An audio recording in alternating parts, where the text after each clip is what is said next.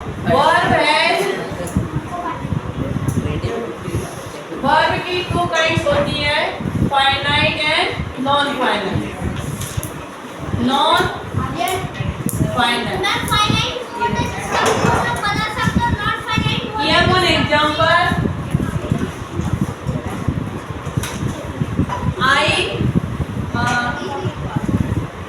read a book, I read a book। Second sentence है, I saw her reading a book। ठीक है, here two sentences is given, look at the blackboard। यहाँ पर कौन सी sentence लिखे हैं? I read a book, बाद में लिखोगे, मैं I will give time to read, to write। I read a book, here I saw her reading a book। Number 3,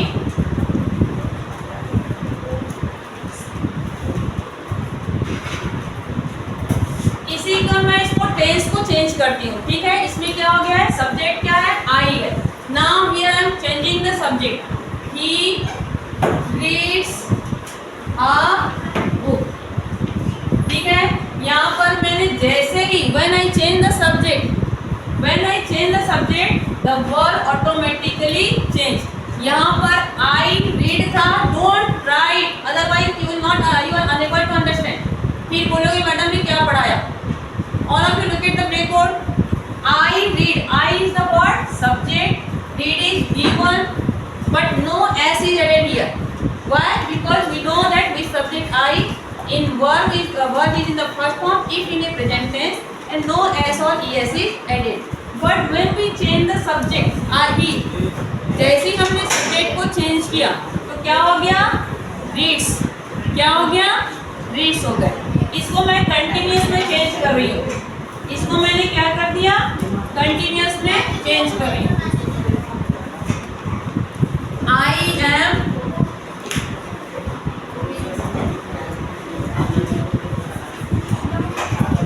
reading. एक और सेंटेंस लेते हैं, आई प्लग फ्लावर्स। ठीक है, इसको मैं अब टेंस में चेंज कर रही हूँ। इसमें चेंज करी, इसका मैं चलो सब्जेक्ट ही चेंज कर देती हूँ। तो ये क्या आएगा? ही प्लग्स फ्लावर्स। जैसे ही मैंने इसके सब्जेक्ट को चेंज किया, क्या हो गया? उसमें चेंजेस दिखाई दिए। एक और करते हैं इसको, आई, ये है V1 में। नाउ हम इसको टेंस को चेंज कर देंगे। ठीक है, आई, तो ये क्या हो जाएगा? जैसे हम टेंस में चेंज करेंगे फ्लावर्स, तो इसमें हमको क्या लगाना पड़ेगा? ईडी। क्या लगाना पड़ेगा? ईडी, क्योंकि ये V2 हो गया। ठीक है, कहने को मतलब जैसे हम टेंस चेंज करते हैं, सब्जेक्ट चेंज करते हैं, तो वर्ब जो है उसके साथ साथ चेंज होते रहता है। वर्ब उसके साथ साथ क्या होता रहता है? चेंज होते रहता है। एक एग्जांपल लिखी थी ना, आई सॉ, मैंने क्या लिखा था? यहाँ पर एक एग्जांपल लिखी थी, आई सॉ, कुछ कौन सा सेंटेंस लिखी थी अभी? आई saw him reading a book. चलो ये लिख देती है एक sentence, I saw him reading a book. ठीक है, इसको मैं इसको मैंने जैसे ही इसकी टेंस चेंज कर दी, टेंस को मैं इसको चेंज कर देती हूँ और सब्जेक्ट को भी चेंज कर देती हूँ, तो क्या हो जाएगा? ही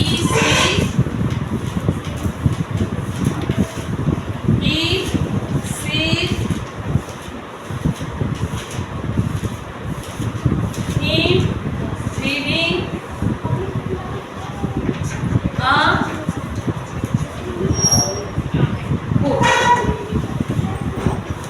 यहाँ पर देखो दो वर्ब है, एक है सॉ है और एक है reading. Are you able to read? Are you able to see this one? So I saw him reading, यहाँ पर एक सेंटेंस है सॉ और एक है रीडिंग। दो वर्ब है, लेकिन यहाँ पर मैंने जैसे ही इसकी सब्जेक्ट चेंज की, सीज हो गया। जैसे ही यहाँ पर उसी सेंटेंस को मैंने लिखा है, आई सीज हिम, सी, इसी का अगर मैं फिर से से अगर टेंस चेंज कर दो सिंपल फ्यूचर में, सिंपल फ्यूचर में कर दोगे क्या हो जाएगा, he will see him reading a book. ठीक है, तो चेंज कहाँ पे हो रहा है, पहले वाले वर्ब में। चेंज कहाँ पर हो रहा है, पहले वाले वर्ब में। और सेकंड में as it is, there is no changes in second verb. ठीक है, तो जो verb, the verb will change itself according to the subject और tense is called finite verb. जो सब्जेक्ट के साथ साथ, सब्जेक्ट सिंगुलर है तो तुरंत वर्ब क्या हो जाएगा, सिंगुलर हो जाएगा। सब्जेक्ट इज प्लूरल तो वो प्लूरल बन जाएगा। ठीक है, और क्या बोलते हैं, अगर वो टेंस को चेंज कर रहा है तो तुरंत उसका टेंस जो है वो चेंज हो जाएगा। ठीक है, लेकिन जो चेंज नहीं करते अपने आप को, एज इट इज रहता है, एकदम अपने में मस्त रहता है, it is called non finite. जैसे दो प्रकार के बच्चे होते हैं क्लास में, एक बात मानने वाले, एक नहीं मानने वाले। फाइनाइट वर्ब समझ लो बात मानने वाला बच्चा है, और नॉन फाइनाइट जो है वो बात नहीं मानने वाला बच्चा। अब ये नहीं मानने वाले बच्चे बहुत सारे होते हैं, तो इसी की ही 3 अलग अलग कैटेगरी होती है, उसी को आज हम पढ़ेंगे। तो जितने भी आप ही तक, yes, do you want to go somewhere, जाओ।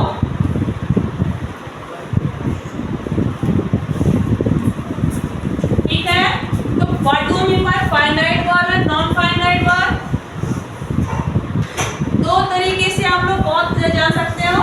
एक सिंपल सा तरीका, पहले जो भी वर्ब आता है, अब फिर उस टेंस पे पहुंच जाओगे, फिर दिक्कत हो जाएगी। मैंने बोली थी कि पहले जो वर्ब आता है वो हेल्पिंग वर्ब, बाद में टेंस में बाद में जो आता है वो वर्ब है, क्या बोलते हैं, बाद में जो आता है वो फिर मेन वर्ब है, तो दिक्कत होगा। इससे अच्छा समझ लो कि जो वर्ब अकॉर्डिंग टू टेंस जो है वो चेंज करता है, अकॉर्डिंग टू सब्जेक्ट को चेंज करता है, that is called finite verb.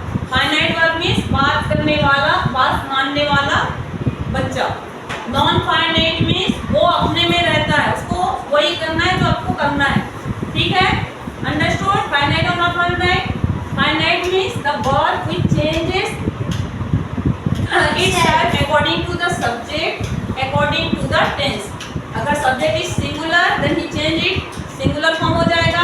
If it is plural वो प्लूरल हो जाएगा। जैसे मैंने यहाँ पे लिखा आई लव कार्स, सपोज यहाँ पे मैंने लिखा था he sees him reading a book, मैंने जैसे ही इसको प्लूरल कर दी तो ये हो जाएगा दे सी। अंडरस्टूड और नॉट? समझ में आ रहा है? तो ये क्या हो गया, जो अपने आप को चेंज कर लेता है according to subject, it is called finite verb. इसको क्या कहते हैं, फाइनाइट वर्ब। और जो अपने आप को चेंज नहीं करता है उसको बोलते हैं नॉन फाइनाइट वर्ब। तो हियर नॉन फाइनाइट क्या हो जाएगा, एक एग्जांपल हम लिख सकते हैं, रीडिंग। रीडिंग क्या हो जाएगा यहाँ पे, non finite.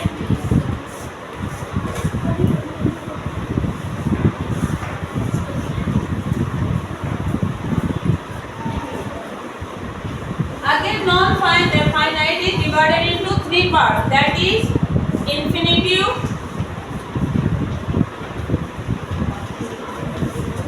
gerund, and participle.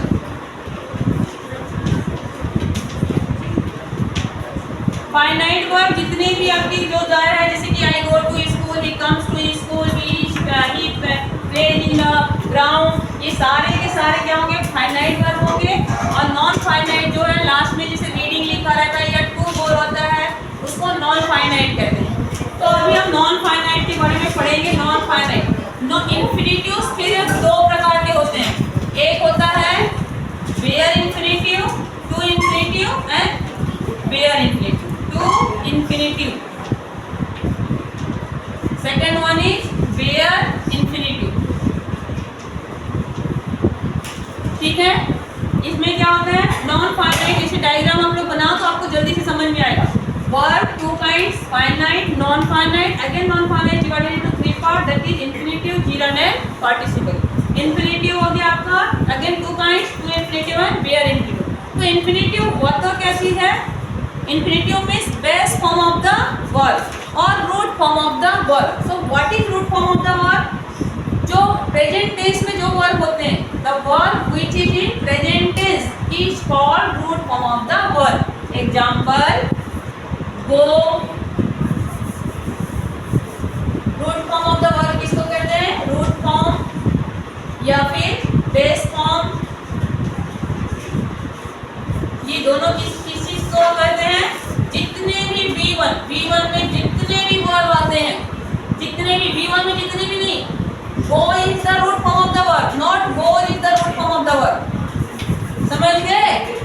go जो है वो root form of the verb है. go क्या है? root form of the verb. 6 की ग्रामर की लिखो कितने? 6 की क्लास. ये क्या होगा? एक समझ में आ रहा है आपको? go है, goes, इसे क्या क्या बन सकता है? और gone, और कुछ बन सकते हैं क्या? going. हाँ, went भी बन गया. ठीक है, तो इसका रूट, ये went का root form of the verb क्या होगा? go. और ये क्या बोलते हैं? goes भी go का ही root form of the verb है, gone भी root form of the verb है, और going. मतलब जितने भी इसमें वर्ब बने हैं, went, gone, going, all are made by go. इससे बना है, go से बना है. तो go क्या है? Root form of the verb. Root form of the verb is also called base form of the verb. जो रूट फॉर्म है उसी को ही बेस फॉर्म कहते हैं. ठीक है, और वही फर्स्ट फॉर्म है, लेकिन फर्स्ट फॉर्म में याद रखना है गो जो फर्स्ट फॉर्म में आ जाता है. तो go is not a root form of the verb, only go is the root form of the verb. इसमें एक बहुत अच्छी चीजें दी गई है, इसको भी आप लोग लिख लो.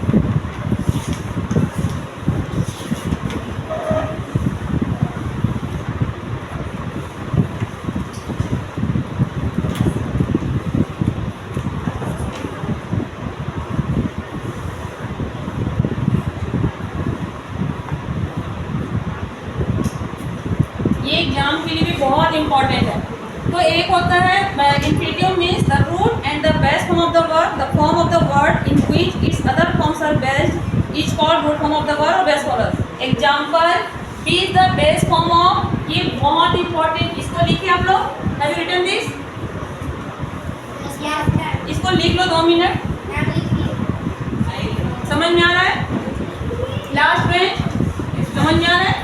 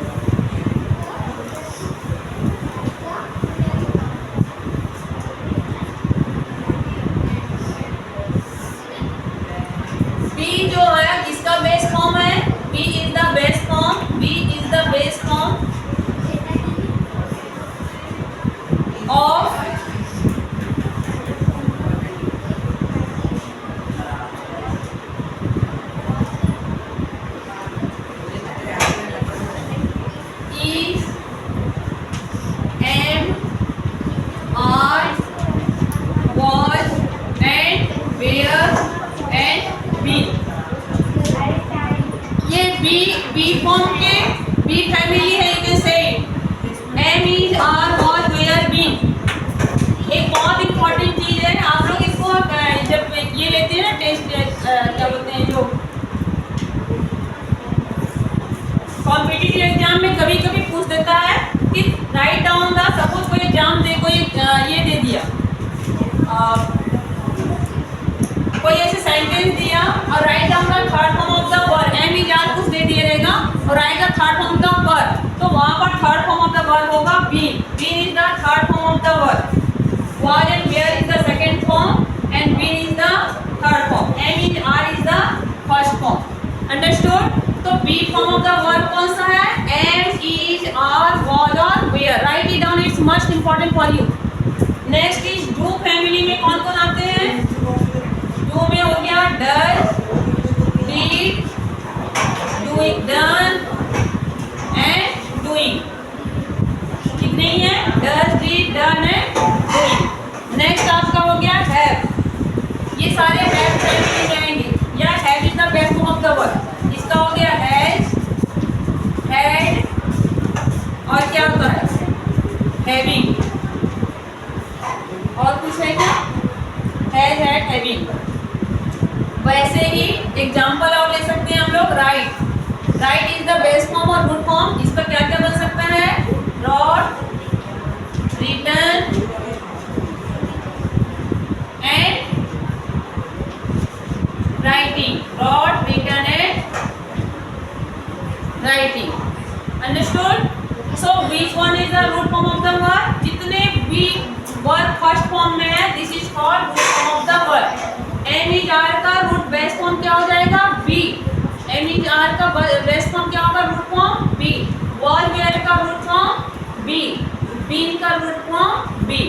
वैसे ही डज का रूट फॉर्म डू, डिड का root form did, do, done, doing का रूट फॉर्म डू। मतलब डू से ये बने हुए हैं।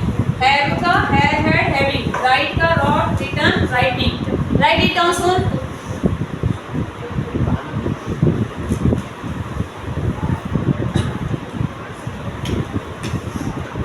रिटन,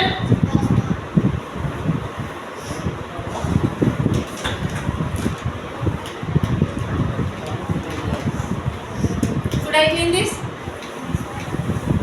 लिख लिए? लिख लिए?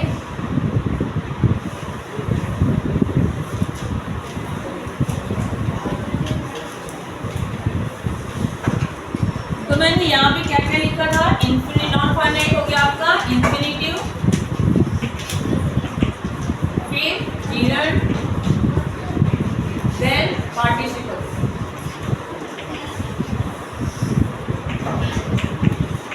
ठीक है, तो नॉन फाइनाइट इन्फिनिटिव में क्या क्या आते हैं, टू इन्फिनिटिव, इन्फिनिटिव और bare infinitive, bare infinitive, infinitive.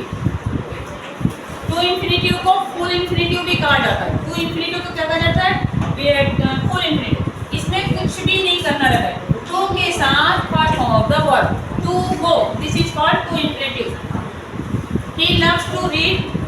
Example यहाँ पर ले सकते हैं हम लोग, to go, to come, to come.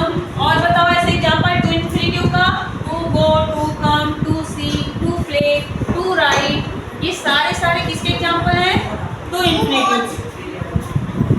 To सी, और बताओ आप लोग, yes, to watch, very good. और कोई, to run, to play, to walk, to sleep, to quarrel, to laugh, to eat, to write, to love. समझ में आ रहा है? टू इन्फिनिटिव मतलब होता है to plus first form of the word. To infinitive किसको कहते हैं, to plus first form of the word. ठीक है, वेयर इन्फिनिटिव क्या होता है, विदाउट टू। वेयर का मतलब होता है बिना, बिना टू का। थर्ड बेंच सार्थक और फारूक, व्हाट सुने यहाँ पर वेयर इन्फिनिटिव क्या हो जाएगा, यही को लिख लो, go, come, see, this are called where infinitive. ठीक है, तो वेयर इन्फिनिटिव क्या है, जिसमें टू नहीं लगा रहता। वेयर इन्फिनिटिव क्या है, किसको पूछ के गए, किसको पूछ के गए, हम लोग पूछ के गए। फिर टू इन्फिनिटिव में क्या होता है, to plus first form of the word. To infinitive क्या चीज है, तो टू में फर्स्ट वर्ड का फर्स्ट फॉर्म है।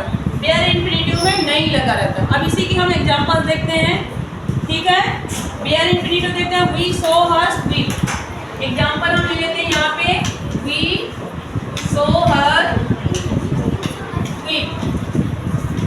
यहाँ पर वीट में कुछ लगा है, आईएनजी या टू। अभी बैठ जाओ थोड़ी देर, 5 मिनट ही है, बच जाते हैं। वी सो हर वीट, हमने क्या देखा, उसको रोते देखा। We saw her weep. Next है, they made him dance. They made him dance. यहाँ पर कुछ टू लगा है क्या, यहाँ पे टू लगा है। Dance, dance is what, wheat is what, ये वर्ब है कि नहीं है, इसमें कहीं पर टू लगे हैं, नहीं लगे हैं, तो वेयर इन्फिनिटिव। और टू इन्फिनेटिव का क्या हो जाएगा? He wants to go now. Example इसके लिए लेते हैं टू इन्फिनेटिव का, he wants to go now. Next है they had to pay taxes. They had to pay tax. तो यहाँ पर टू के साथ में क्या लगा है? पे है। Pay is the first form of the verb. So to infinitive में क्या होता है? टू के साथ वर्ब का फर्स्ट फॉर्म रहता है और वेयर इन इन्फिनेटिव में विदाउट टू होते हैं। आपको क्या याद रखना है? टू इन्फिनेटिव में to plus first form of the verb. Bare in infinitive मतलब विदाउट टू, बिना टू का वर्ब का फर्स्ट फॉर्म, उसमें कुछ भी नहीं रहेगा, ना आईएनजी रहेगा ना टू रहेगा। कट, गो, सी, ये हो गया वेयर इन्फिनेटिव और टू लग गया तो to infinitive. Understood? Yes, write it down first.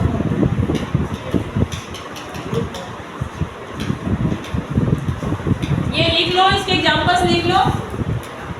तो इन्फिनेटिव क्या हो गया? To come, to go, to come, to see, to write. Have you written? लिख रहे हो? फिर इसके एग्जांपल्स होगा he wants to go now, they had to pay taxes. तो ये क्या हो गया? To infinitive. इसके एग्जांपल्स है ये टू इन्फिनेटिव है।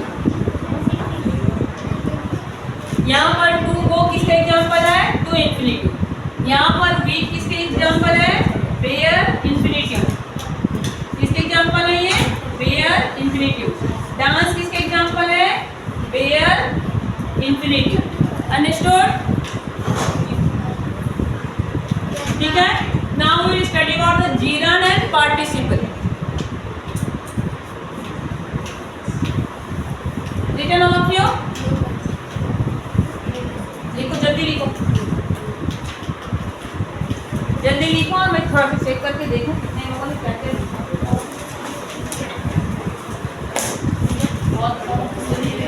अभी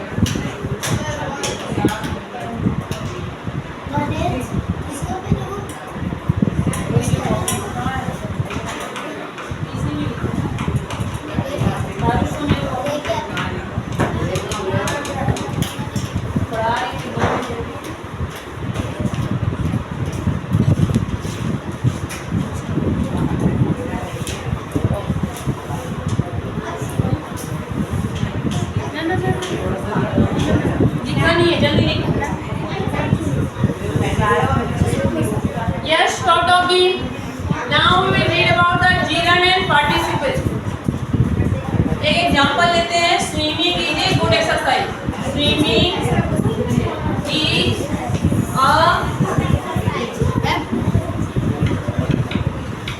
राइट फॉर, जल्दी लिखो। ये नीचे का बच्चा है।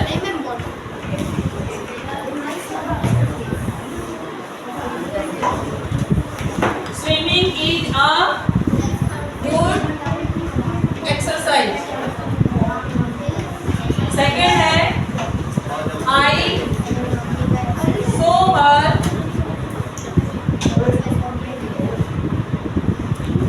swimming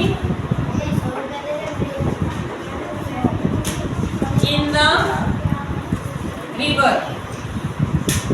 और पूल कुछ भी नहीं सकते, ठीक है। यहाँ पर दो वर्ड है स्विमिंग, ध्यान से सुनो। Swimming is a good exercise. Swimming means यहाँ पर क्या है? तैरना एक अच्छी एक्सरसाइज है। आई सो हर स्विमिंग इन द रिवर, मैंने उसको वहाँ पर स्विमिंग करते हुए देखा, ठीक है। In both cases, swimming जो वो है, swimming comes. But here swim is used as a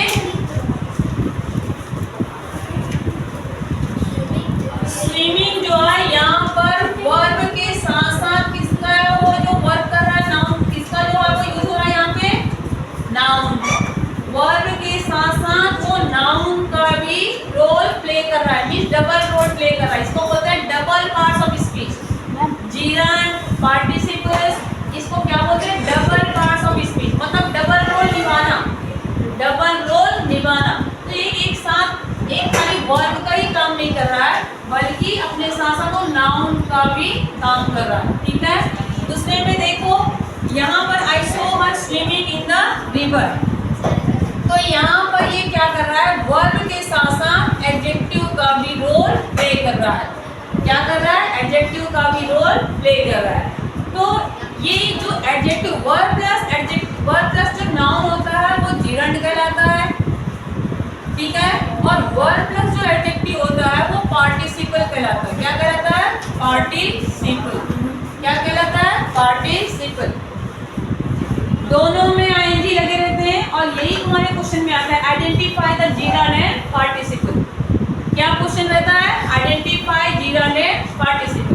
तो how you will recognise if it is used as a noun also, verb तो रहेगा ही, आईएनजी लगाए means verb, but if it used as a noun also, noun का भी role play कर रहा है तो वो जीरंड है, और वर्ब का साथ साथ एडजेक्टिव का भी रोल प्ले कर रहा है तो वो है पार्टिसिपल्स। ठीक है, now we will read about the gerund in detail. तो ये जीरंड कहाँ कहाँ पे रह सकता है, कुछ एग्जांपल्स लेते हैं यहाँ पर।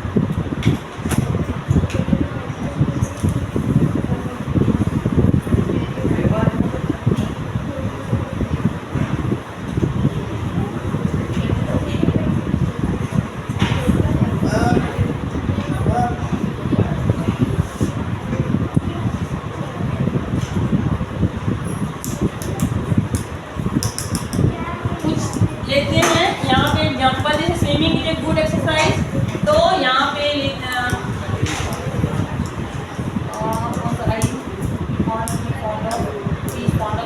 दूसरा एग्जांपल लेते हैं, he is fond of playing.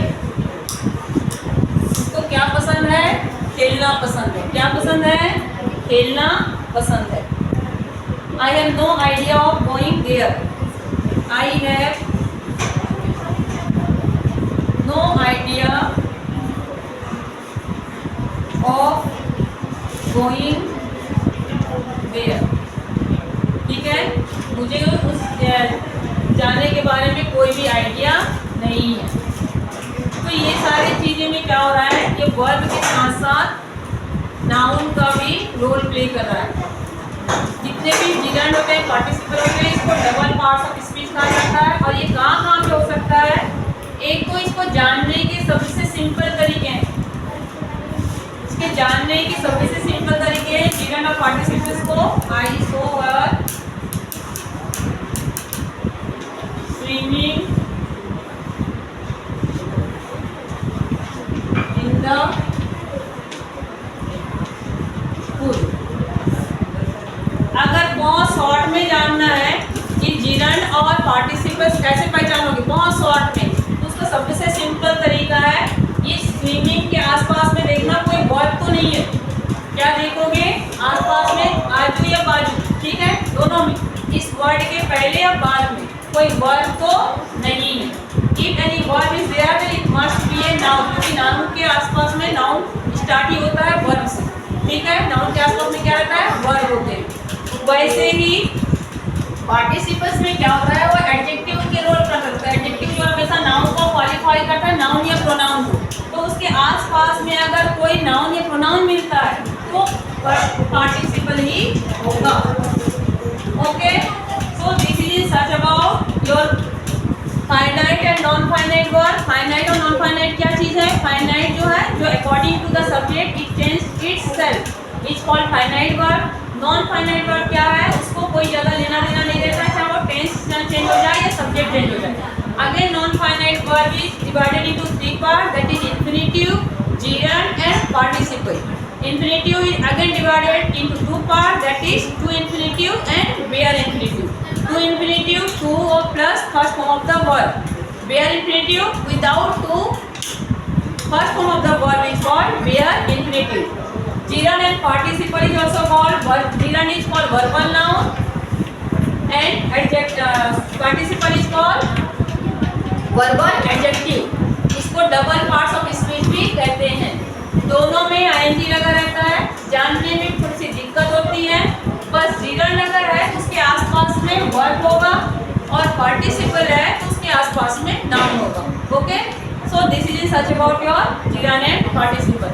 In next class we will थोड़ी सा हम इसके बारे में एक्सरसाइजेस करेंगे ताकि आपको और अच्छे से पता चलेगा. ओके.